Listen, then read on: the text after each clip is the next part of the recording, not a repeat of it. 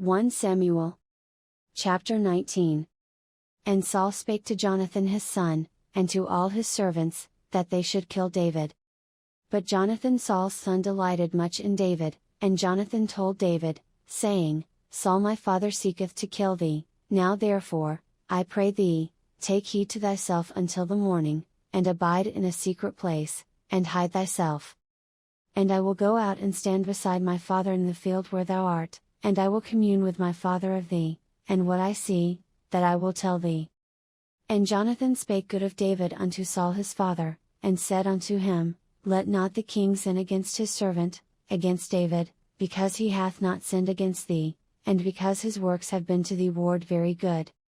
For he did put his life in his hand, and slew the Philistine, and the Lord wrought a great salvation for all Israel, thou sawest it, and didst rejoice, wherefore then wilt thou sin against innocent blood, to slay David without a cause?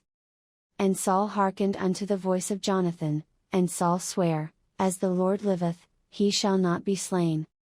And Jonathan called David, and Jonathan showed him all those things. And Jonathan brought David to Saul, and he was in his presence, as in times past. And there was war again, and David went out, and fought with the Philistines, and slew them with a great slaughter, and they fled from him. And the evil spirit from the Lord was upon Saul, as he sat in his house with his javelin in his hand, and David played with his hand. And Saul sought to smite David even to the wall with the javelin, but he slipped away out of Saul's presence, and he smote the javelin into the wall, and David fled, and escaped that night. Saul also sent messengers unto David's house, to watch him, and to slay him in the morning, and Michal David's wife told him, saying, If thou save not thy life tonight, tomorrow thou shalt be slain. So Michal let David down through a window, and he went, and fled, and escaped. And Michal took an image, and laid it in the bed, and put a pillow of goat's hair for his bolster, and covered it with a cloth. And when Saul sent messengers to take David, she said, He is sick. And Saul sent the messengers again to see David, saying, Bring him up to me in the bed, that I may slay him. And when the messengers were come in, behold, there was an image in the bed, with a pillow of goat's hair for his bolster. And Saul said unto Michal, Why hast thou deceived me so, and sent away mine enemy, that he is escaped? And Michal answered Saul, He said unto me, Let me go, why should I kill thee?